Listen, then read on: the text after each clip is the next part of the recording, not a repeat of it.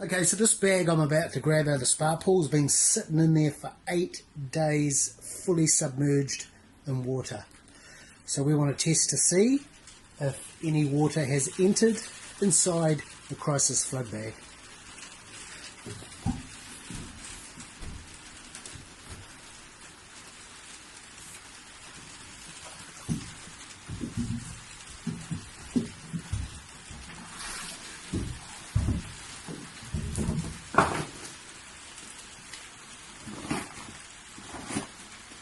Grime on it.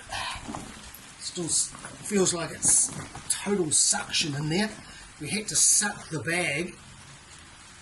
We had to suck the bag to get all the air out, otherwise it wasn't going to submerge.